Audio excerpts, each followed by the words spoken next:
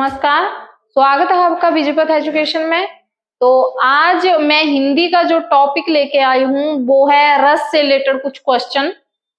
रस का जो टॉपिक था वो हमने कर लिया था और उसमें यानी कि थोड़े से क्वेश्चन भी किए थे, लेकिन अब थोड़ा सा और लेके आई हूँ इसमें एमसीक्यू थोड़े से क्वेश्चन जो बहुत ज्यादा जरूरी हैं, यानी कि पिछले जैसे कमीशन में एचपी-टेट है या फिर केवीसी का है, तो उसमें यानी कि ये क्वेश्चन जो है वो मोस्ट इंपॉर्टेंट हैं, आए हुए हैं।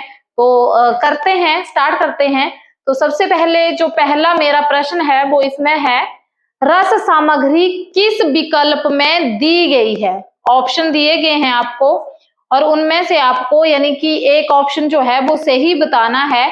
तो ऑप्शन है, ए ऑप्शन है छंद, अलंकार, गुण, रीति, ए ऑप्शन। बी ऑप्शन है विभाव, अनुभाव, संचारी भाव या स्थायी भाव। ठीक है।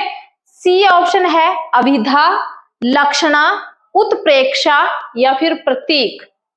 डी ऑप्शन है बिंब, वृत्ति, रसाभास, काव्य दोष। ठीक है। तो आपको इसमें से बताना है कि यानी कि जो रस सामग्री है वो कौन से यानी कि किस विकल्प में दी गई है। तो विकल्प यानी कि आप अंगों को भी कह सकते हैं। ठीक है, उसी से रिलेटेड क्वेश्चन है। तो रस के जो है वो मुख्य 4 अंग होते हैं। कौन कौन से? विभाव, अनुभाव, संचारी और स्थायी भाव। और इन 4 अंगों को किसने माना है? वो माना है जो रस के जो जनक हैं, रस के जनक, निर्माता भरत मुनि।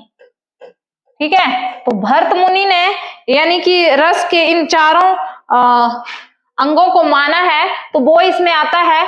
अगला नेक्स्ट इस पे चलते हैं।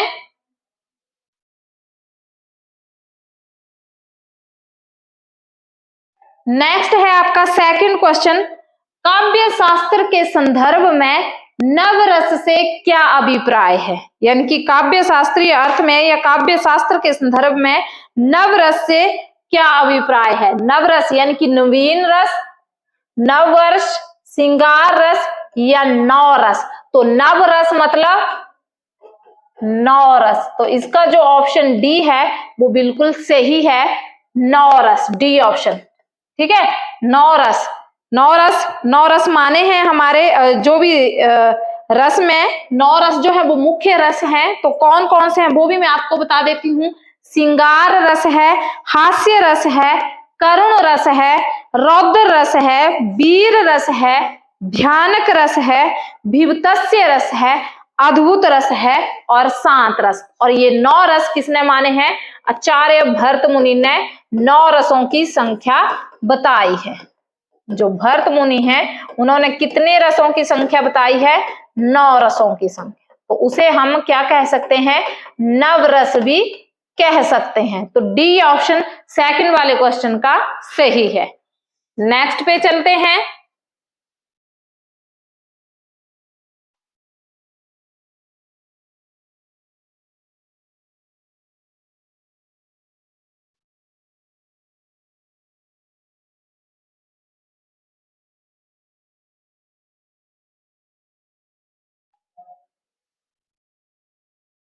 अगला तीसरा क्वेश्चन है आपका, रसोवेसा, रसोवेसा रस से संबंधित इस कथन का उल्लेख इनमें से किस ग्रंथ में हुआ है? तो ऑप्शन है आपके ऋग्वेद, अग्नि पुराण, तैत्तिरीय उपनिषद या फिर डी ऑप्शन है आपका नाट्य शास्त्र। तो ये जो है वो एचपी जो टीजीटी का है उसमें भी आया है या एनबीएस में 2005 में आया है। जीआईसी प्रवक्ता की परीक्षा होती है 2015 में, उसमें भी ये क्वेश्चन आया था, यानी कि मोस्ट इंपॉर्टेंट क्वेश्चन है। तो रसवेसा, रस से संबंधित इस कथन का उल्लेख निम्न में से किस ग्रंथ में हुआ है? तो वो बताना है। रस से संबंधित ये कथन है, यानी कि ये तैत्तिरीय उपनिषद में दिया गया है। एक ग्रंथ है उसमें आपको रस से संबंधित ये कथन मिलता है और वो ग्रंथ है तैत्तिरीय उपनिषद। तो इसमें जो है रसोवेशाह का उल्लेख आपको मिलेगा। ठीक है, अगला नेक्स्ट है 4 क्वेश्चन। विभावानुभाव भव्य व्यंभिचारी स्योगाद्रश निष्पत्ति को प्रतिपादित किया है, यानी कि ये जो आपको एक बड़ा मंत्र की तरह दिखाई दे रहा है, कौन कौन से हैं? विभाव, अनुभाव, व्यंभिचारी, स्योगाद्र, निष्पत्ति को प्रतिपादित किया है, यानी कि किसने इसको प्रतिपादित किया है? तो ए में है दंडी ने, यानी कि आचार्य दंडी ने, बी है आचार्य भरत मुनि ने, आचार्य बामन ने, या अभिनव गुप्त ने। ठीक है, अभिनव गुप्त ने। तो आपको बताना है कि इन चारों में से इसको किसने प्रतिपादित किया है। ठीक है, तो मैं आपको इसका पूरा अर्थ भी बता देती हूं कि दिया क्या गया है। विभाव अनुभाव, विभाव अनुभाव, व्यंभिचारी, व्यंभिचारी तीसरे नंबर पर, भाव, स्योगाद्रश निष्पत्ति, स्योग। ठीक है, की निष्पत्ति कहां से हुई है? रस से, यानी कि जो रस के जो 4 प्रमुख अंग हैं वो इसमें बताए हैं, विभाव, अनुभाव, व्यंभिचारी, स्योग रस। ठीक है, ये चारों रसों की उत्पत्ति तो किसने की है? फर्स्ट क्वेश्चन भी था, आचार्य भरत मुनि ने, जिन्हें रसों का जनक भी कहा जाता है। तो इस सारे के सारे आपको वाक्य में या कथन में आपको रसों का पूरा वर्णन जो है वो मिल जाता है, यानी कि इसमें जो 4 रस के जो मुख्य 4 अंग हैं वो दिए गए हैं। ठीक है, नेक्स्ट क्वेश्चन पे चलते हैं, और मोस्ट इंपॉर्टेंट क्वेश्चन है ये भी, फिर से वो ही आया, विभावानुभाव व्यंभिचारी स्योगद्रश निष्पत्ति सूत्र किस आचार्य का है? तो मैंने पहले भी आपको बताया कि इसमें रसों के जो चारों के चारों अंग हैं उनके बारे में बताया है, और किसने बताया है? आचार्य भरत मुनि ने। ठीक है, इसकी व्याख्या जो है वो आचार्य भरत मुनि ने की है। तो आगे चलते हैं छठे क्वेश्चन पर। भरत मुनि ने रस सूत्र का विवेचन अपने किस ग्रंथ में किया है? ठीक है, रस सूत्र का विवेचन अपने किस ग्रंथ में किया है? नाट्य दर्पण ग्रंथ का नाम बताना है, नाट्य शास्त्र, हृदय दर्पण, उपयुक्त में से कोई नहीं। टीजीटी की परीक्षा में आया है 2011 में। तो इसमें आपको भरत मुनि ने रस सूत्र का विवेचन अपने किस ग्रंथ में किया है तो वो बताना है आपको। तो इसमें भरत मुनि ने, यानी कि किसको मानते थे भरत मुनि? नाट्य शास्त्र को, यानी कि जो मोस्ट इंपॉर्टेंट उनका ग्रंथ था, तो उसमें रस सूत्र, रसों से रिलेटेड उन्होंने सब कुछ यहाँ पे डाला हुआ है नाट्य शास्त्र में। ठीक है, भरत मुनि कृत नाट्य शास्त्र, यानी कि भरत मुनि ने ही इसकी कृति जो है वो की है, नाट्य शास्त्र की रचना की है। तो इसमें उन्होंने अपने पूरे के पूरे जो रस हैं उनका यहाँ पे उन्होंने क्या किया है? वर्णन किया है।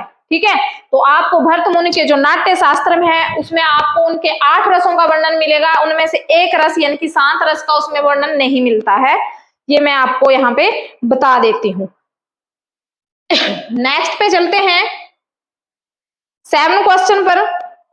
विभाव, अनुभाव और व्यंभिचारी भावों के संयोग से रस की निष्पत्ति होती है, किसका कथन है? यानी कि आपको ऊपर क्वेश्चन पढ़ के पता चल रहा होगा कि यहाँ पे भी किसके अंग आ रहे हैं? रसों के अंग आ रहे हैं। तो आपको पता है किसका कथन है? आचार्य भरत मुनि का। तो बी ऑप्शन यानी कि भरत जो है वो बिल्कुल सही होगा इसमें। वो क्यों होगा? क्योंकि भरत मुनि ने 4 अंग माने हैं, अपने जो 9 रस उनको वैसे बोलते हैं नवरस, 9 रस बताए हैं, लेकिन उनके जो नाट्य शास्त्र हैं उसमें केवल 8 रसों का ही उल्लेख मिलता है। तो भरत मुनि के द्वारा उन 4 अंगों का भी वर्णन किया गया है। अगला है नाटक के संदर्भ में भरत मुनि के अनुसार रसों की संख्या है। तो भरत मुनि के अनुसार रसों की संख्या कितनी है? मैंने बोला कि उनका जो नाटक, नाट्य शास्त्र है तो उसमें कितने रसों का उल्लेख मिलता है? 8 रसों का। वो मैंने आपको पहले ही बता दिया। तो 8, ठीक है। 9 नहीं आएगा इसमें, केवल 8, क्योंकि शांत रस को उसमें ऐड नहीं किया गया। उनके जो नाट्य शास्त्र है उसमें शांत रस को ऐड नहीं किया गया है, तो इसलिए संख्या कितनी हुई?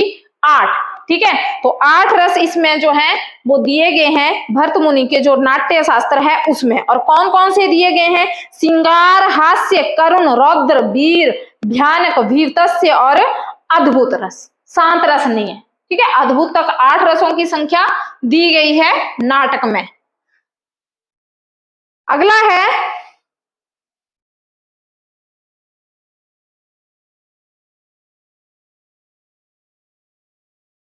9th question.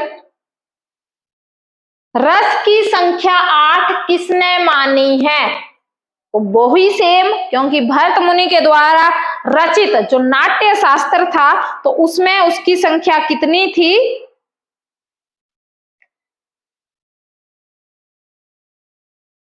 8। तो भरत मुनि ने कितनी संख्या मानी? 8। लेकिन नाट्य शास्त्र में रसों की संख्या 8 और काव्य शास्त्र में रसों की संख्या 9। तो काव्य शास्त्र में रसों को क्या कहा जाता है? नवरस, जो पहले मैंने आपको सेकंड क्वेश्चन करवाया उसमें। ठीक है, तो काव्य शास्त्र में नवरस और नाट्य शास्त्र में 8 रस माने गए हैं, और भरत मुनि ने रसों की संख्या कितनी मानी है? 8। तो सही है सी ऑप्शन। नेक्स्ट है 10th क्वेश्चन। आचार्य भरत ने किस रस को नाट्य प्रयोग में स्वीकार नहीं किया है? तो किस रस को आचार्य भरत ने नाट्य प्रयोग में स्वीकार नहीं किया है? तो मैंने आपको बताया है शांत रस। उनके जो नाट्य शास्त्र है उसमें उनको ऐड नहीं किया गया है इस रस को। ठीक है, ये सारे के सारे रस नाट्य शास्त्र में ऐड हैं, केवल शांत रस को छोड़कर। नेक्स्ट क्वेश्चन पर आते हैं। रस निरूपण के प्रथम व्याख्यात थे, यानी कि रचनाकार थे, जिन्होंने रसों की व्याख्या की है, वो कौन है? रस के रचयिता भरत मुनि। ठीक है, रस के रचयिता भरत मुनि। नाट्य शास्त्र भरत मुनि का प्रथम ग्रंथ माना गया है। आचार्य भरत मुनि ने जो रस सूत्र है उसके 4 व्याख्यात दिए हैं। तो मेन कौन हुए आपके? भरत मुनि। रस के जो व्याख्याता हैं वो कौन है? भरत मुनि। ए ऑप्शन जो है वो सही ऑप्शन है। 12th क्वेश्चन है। विशेष रूप से जो भावों को प्रकट करते हैं उन्हें क्या कहते हैं? जो भावों को प्रकट करते हैं उन्हें क्या कहते हैं? ऑप्शन है विभाव, संचारी विभाव या विभाव या स्थायी विभाव। तो इसका जो सही ऑप्शन है वो है विभाव। विशेष रूप से जो भावों को प्रकट करते हैं उन्हें कहते हैं विभाव। ठीक है, यानी कि जो रसों को उद्दीपित करते हैं। तो विभाव के आगे 2 जो हैं वो भेद हैं। कौन कौन से हैं? आलंबन और उद्दीपन।